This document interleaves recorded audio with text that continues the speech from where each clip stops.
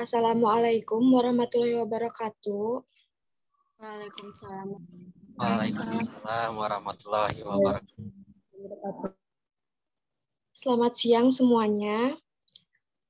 Perkenalkan, kami dari kelompok 3 yang beranggotakan Nida Reisna Fauziah, Rian Yusuf Hilmi, Indriani Nur Fadilah, dan saya sendiri Nafisa Tahira Corneli. Pada hari ini kami akan memaparkan makalah tentang hubungan fikih dan usul fikih. Untuk mempersingkat waktu, langsung saja materi pertama akan disampaikan oleh Nida Reisna Fauziah. Kepada Nida dipersilakan. Baik, terima kasih kepada moderator. Yang pertama itu pengertian ilmu fikih. Fikih secara bahasa yaitu berasal dari kata fikhan yafqahu faqih, yang berarti mengerti atau paham. Setiap memahami atau mengerti pada sesuatu, maka itulah yang dimaksud dengan fikih secara bahasa. Dengan definisi tersebut, maka ia memberi pengertian kepahaman dalam hukum syariat yang sangat dianjurkan oleh Allah Subhanahu wa Ta'ala dan Rasul-Nya. Sedangkan fikih menurut istilah ialah al-ilmu bil uhkami asyara'iyah al-maliyah muktasab min adillatiha tafsili. Artinya, sesuatu ilmu yang mempelajari syariat yang bersifat alamiah atau perbuatan yang diperoleh dari dalil-dalil hukum yang terinci dalam ilmu tersebut.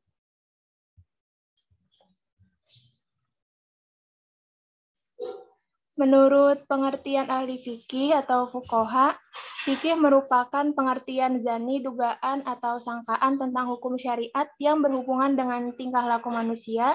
Dalil-dalil dalam fikih itu bersifat tafsili atau terperinci sebagaimana pada pengertian di atas, di mana statusnya adalah zani, maka hukum yang dihasilkan pun bersifat zani.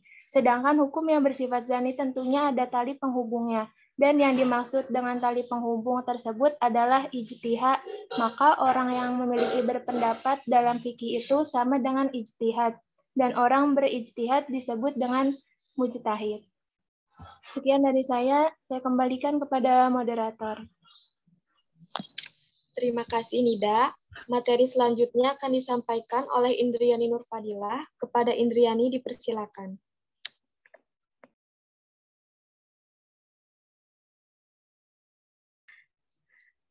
Pengertian usul fikih.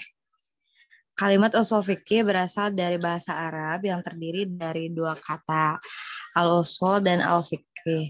Kata al-usul adalah jamak dari kata al-asal yang artinya fondasi atau landasan untuk membangun sesuatu.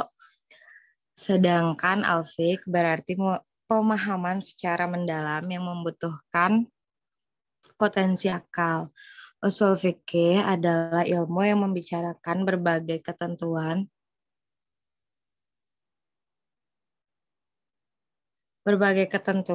dan kaidah yang dapat digunakan dalam menggali dan merumuskan hukum syariat Islam dari sumbernya.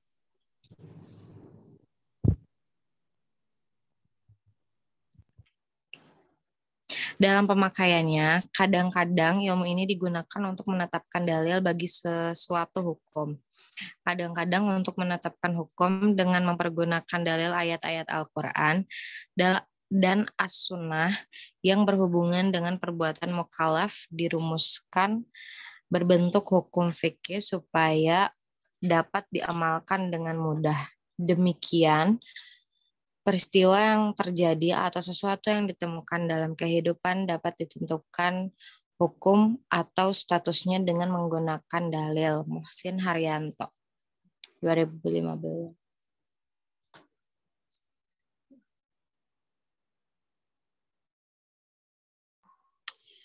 Terima kasih Indriani. Kemudian materi terakhir akan disampaikan oleh Rian Yusuf Hilmi. Kepada Rian dipersilakan. Baik, terima kasih kepada moderator. Hubungan fikih dan usul fikih. Fikih mengacu pada ilmu yang membahas persoalan-persoalan hukum Islam yang praktis. Sedangkan usul fikih mengacu pada ilmu yang membahas kaidah-kaidah mengenai metode dalam menggali hukum dari dalil-dalilnya yang terperinci. Usul fikih merupakan proses istinbat atau menggali hukum dari dalil-dalil sedangkan fikih merupakan hasil atau produk dari usul fikih yang dituangkan ke dalamnya.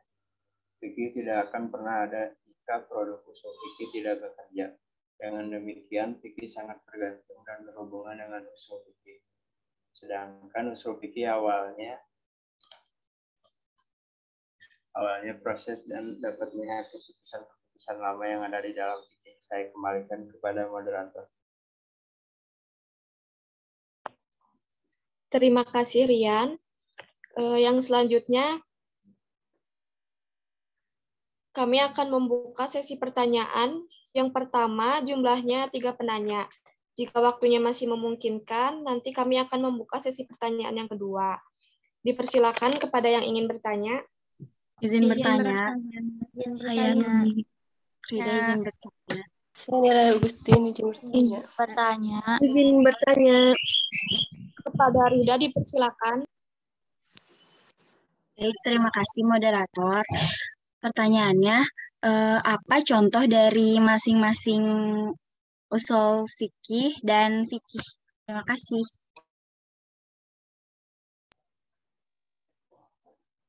Selanjutnya, Izin bertanya.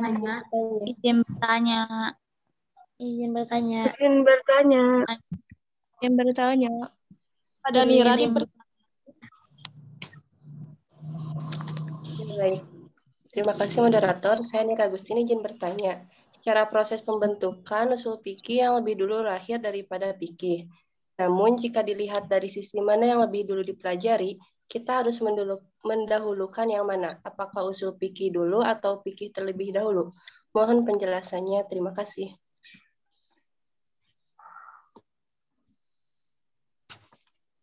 usul fikih dulu.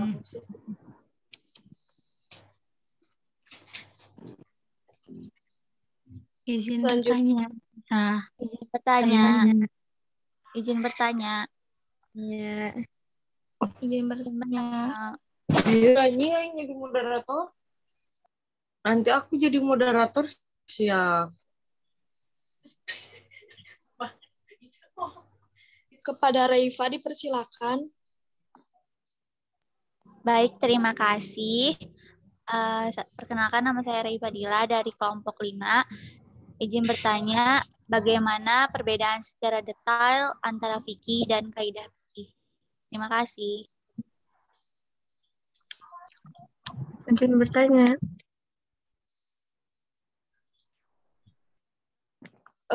Untuk sesi pertama hanya 3 pertanyaan. Nanti bila waktunya memungkinkan, kita membuka sesi pertanyaan kedua.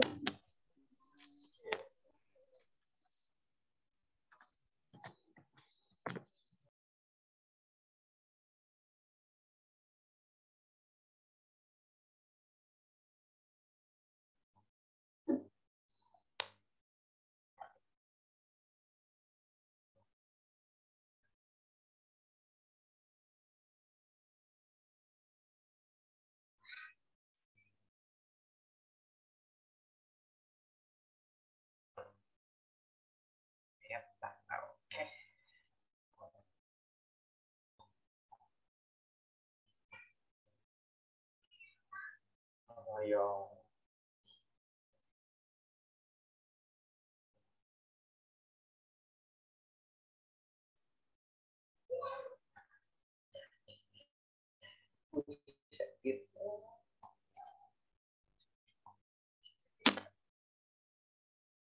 Moderator izin menjawab pertanyaan Rida. Silakan, Ida.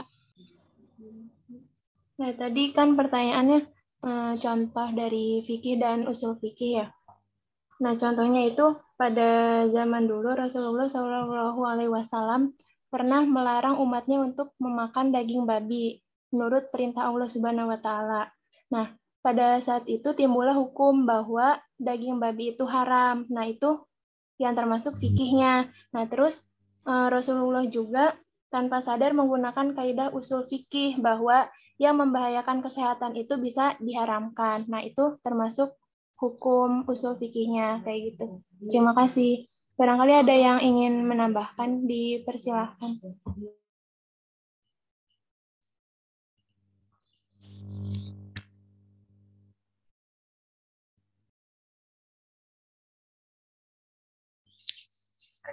Saya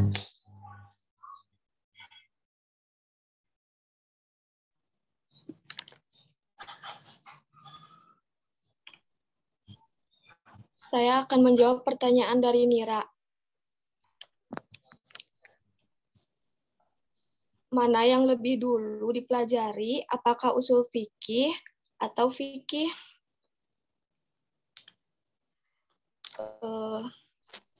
Ada dua pendapat dalam hal ini. Pendapat pertama, didahulukan ilmu usul fikih daripada fikih.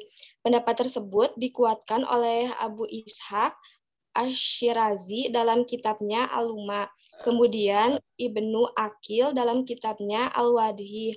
Dan pendapat ini dikuatkan juga oleh Dr. Abdul Karim An-Namla dalam kitabnya Al-Muhadzab fi Usul Fikih dengan huzah furu atau fikih tidak dapat diketahui kecuali dengan usul.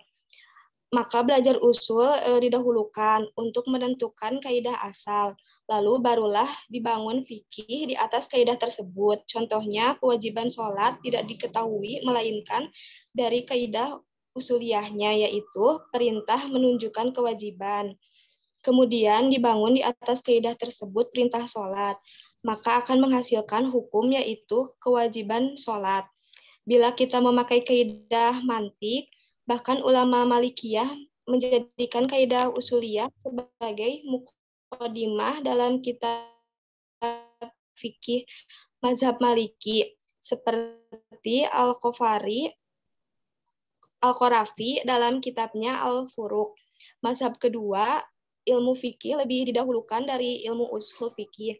Pendapat ini dikuatkan oleh Abu Ya'la dalam kitabnya Al-Udah dengan berhujah seseorang tidak akan bisa mempelajari usul kecuali setelah paham fikih. Penggabungan antara dua mazhab dengan mempelajari kedua ilmu tersebut lebih diterima karena mempelajari usul fikih tidak terlepas dari contoh-contoh yang dibuat oleh usuliyin untuk lebih paham dengan kaidah usuliyah, dan inilah yang dikatakan oleh Al-Amidi bahwa usul fikih bersandar terhadap ilmu fikih, seperti hukum permasalahan kafarat, zakat, bayi salam, dan lainnya. Jika tidak demikian, maka usul fikih hanyalah ilmu teori belaka tanpa adanya praktik. Apakah ada yang mau menambahkan? Izin menambahkan, Nafisa. Silakan, Nuni. Iya, baik. Bismillahirrahmanirrahim. Saya Nuni Nur Azza Husni. Menambahkan jawaban untuk Nira. Jadi secara hierarkis usul fikih itu lahir lebih dulu daripada fikih karena secara sederhananya atau kasarnya fikih itu diciptakan dari usul fikih. Sebagai fikih itu kayak kasarnya fikih itu produk dari usul fikih. Nah, peran usul fikih sendiri diciptakan untuk peran usul fikih tujuannya yaitu untuk menciptakan hukum dan dalil-dalil yang terperinci serta kuat. Kedudukan usul fikih merupakan sebagai dasar dari fikih Islam, yang artinya usul fikih merupakan sumber-sumber atau dalil-dalil dan bagaimana cara menunjukkan dalil tersebut kepada hukum syariat secara garis besar. Tanpa pembahasan mengenai usul fikih, maka fikih itu tidak dapat diciptakan karena dasar usul fikih harus dipahami terlebih dahulu. Jadi yang harus dipelajari menurut saya adalah usul fikih terlebih dahulu. Terima kasih. Terima kasih, Nuni.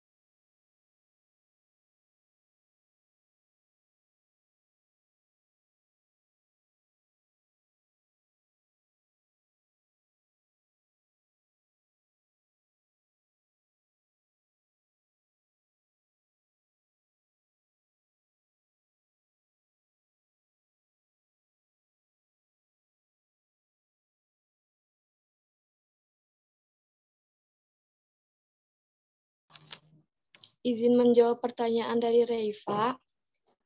Bagaimana perbedaan secara detail antara fikih dan kaidah fikih?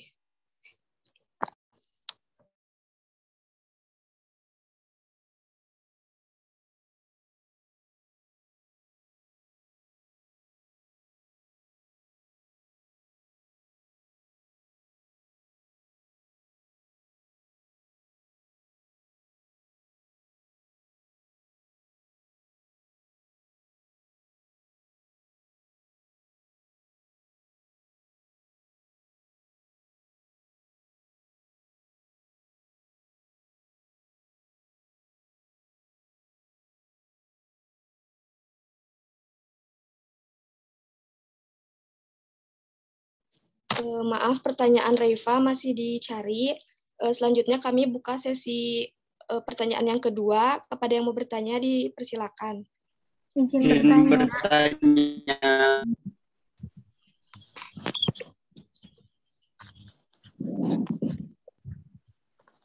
Silakan, Nizar. Baik, saya Nizar Helmi izin bertanya.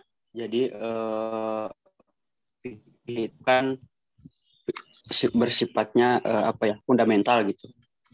Nah, pertanyaan saya, apakah hukum fikih itu bisa dirubah atau tidak? Kalau tidak bisa, kenapa? Kalau bisa, prosedurnya bagaimana? Terima kasih. Baik. Selanjutnya.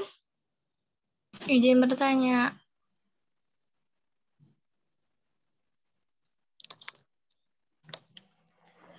Izin bertanya. Kepada Rani, persilakan.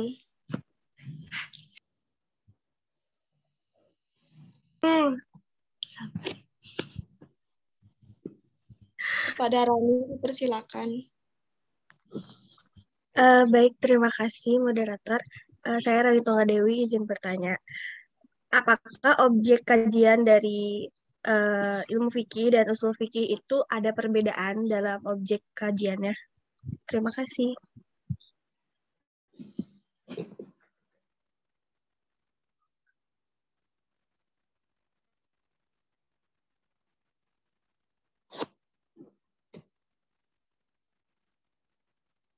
Selanjutnya satu orang lagi. Izin bertanya. Silakan, Nisa. Terima kasih moderator. Sebelumnya saya izin bertanya pada anggota presentasi, menurut kalian gitu ya, yang lebih penting untuk kita pelajari itu usul fikih atau ilmu fikihnya? Terima kasih.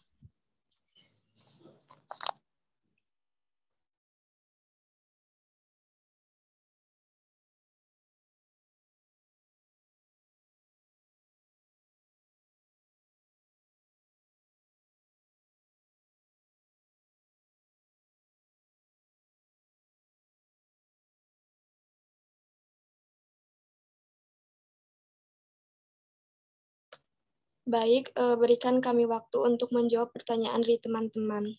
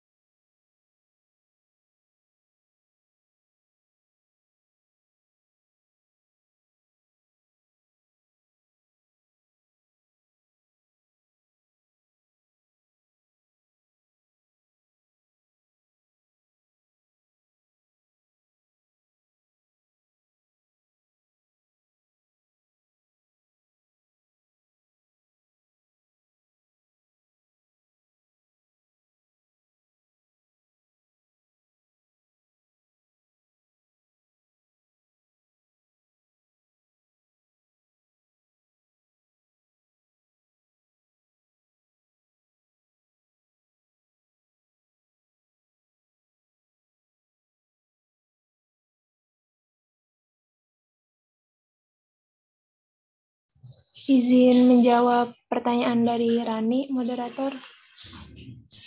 Silakan, Ida. Baik, terima kasih. Nah, kan pertanyaannya objek kajian dari fikih dan usul fikih ya. Nah, objek kajian dari fikih itu ada dua. Yang pertama ibadah, yang kedua muamalah. Ibadah itu perbuatan mukallaf yang berhubungan dengan Allah, contohnya sholat, puasa, haji, dan lain sebagainya. Nah, yang kedua ada muamalah, yaitu perbuatan mukallaf yang berhubungan dengan sesama manusia. Contohnya jual beli, sewa menyewa, pegadaian, pembunuhan, tuduhan atau menuduh orang lain berzina, pencurian, wakaf, dan lain sebagainya. Nah, objek kajian fikih tentang muamalah sangat luas. Hal ini karena berhubungan dengan manusia lain, mencakup banyak hal. Objek kajian fikih tidak luput dari berbagai aspek. Misalnya, ada fikih ahwal asyasiyah, itu hukum keluarga. Terus ada fikih muamalah, hukum transaksi, fikih mawaris, fikih munakahat, fikih jinayah atau hukum kriminal, fikih murofaat, hukum acara, fikih siasa itu hukum politik dan sebagainya. Nah, untuk kajian usul fikih yaitu dalil-dalil syariat, baik dalil tentang akidah, ibadah, muamalah, akhlak maupun sanksi, hukuman yang berkaitan dengan masalah pelanggaran atau kejahatan.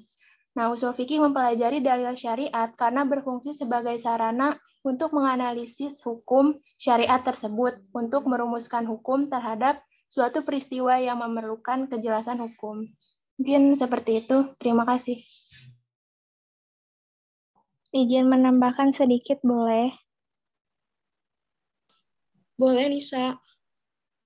Terima kasih. Izin menambahkan perbedaan objek kajian antara ilmu fikih dan usul fikih itu, jika usul fikih itu kan sebagai rumah produksi dari fikih sendiri. Jadi objek kajian dari usul fikih itu dalil-dalil ayat Al-Qur'an ataupun hadis ataupun ijtihad ya tadi teh. Kalau misalkan fikih sendiri itu hasilnya jadi perbuatan manusia gitu. Seperti perbuatan yang tadi telah disebutkan oleh Nida, jual beli kayak gitu. Terima kasih. Terima kasih, Nisa.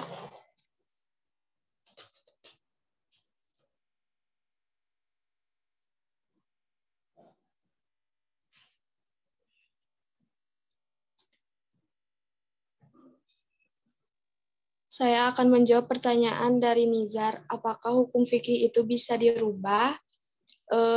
Bisa, karena fikih itu adalah buatan manusia sehingga aturannya dapat dirubah. Ada yang mau menambahkan? Izin menambahkan. Izin menambahkan.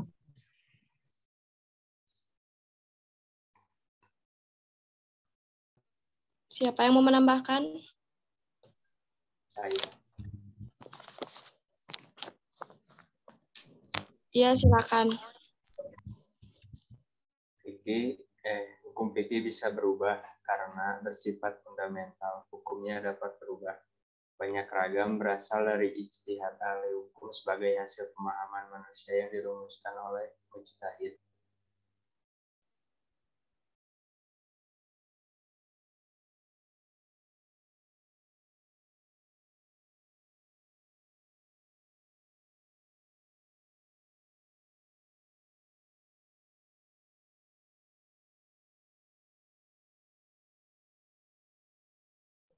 Izin menambahkan.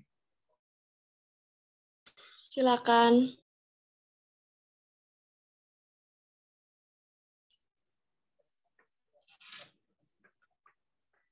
Baik, terima kasih banyak moderator untuk kesempatannya. Tadi yang dijawab oleh Nafisa dan juga Rian sudah betul bahwasannya dari fikih ini dapat dirubah karena fikih tersebut adalah karya manusia, jadi bisa dirubah. Nah, kemudian bersifat fundamental juga seperti yang dikatakan oleh Rian. Begitupun dengan hukumnya juga dapat berubah. Karena dalam fikih ini ada banyak berbagai ragam berasal dari ijtihad para ahli hukum sebagai hasil pemahaman manusia yang dirumuskan oleh mujtahid. Mungkin sekian yang dapat saya sampaikan. Terima kasih untuk kesempatannya.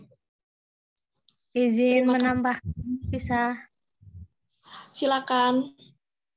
Baik, jadi saya Nuni izin menambahkan. Jadi pada umumnya di Islam itu ada dua jenis hukum. Yang pertama hukum Islam yang berlaku baku, artinya tetap gitu ya, nggak bisa berubah-ubah, dan ada hal-hal yang bisa berubah. Nah, hal-hal yang baku itu tidak bisa dirubah sepanjang masa, kayak kepercayaan kepada Tuhan, seperti akidah lah. Nah, sementara hal-hal yang bisa dirubah itu adalah hukum-hukum yang bisa dirubah adalah hukum-hukum yang menyangkut masalah atau relasi pergaulan antar manusia dalam suatu komunitas, atau dalam konteks fikihnya itu bisa disebut dengan muamalat. Begitu. Terima kasih Nafisa. Terima kasih Nuni.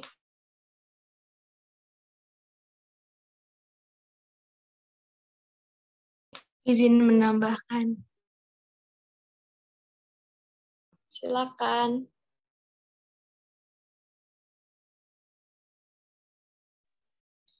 Hukumnya itu ada dua macam, ada yang tidak berubah. Yang tidak berubah itu karena mengikuti kondisi tempat, misalkan seperti sholat 5 waktu atau berbagai keharaman lainnya.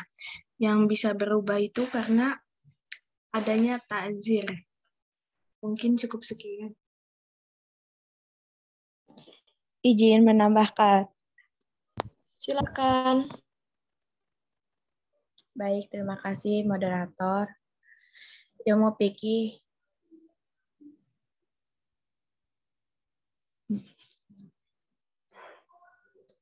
berada pada dimensi juliyah, akan terus berubah sesuai dengan dinamika zaman. Al-hukmu yaduru ala ilati.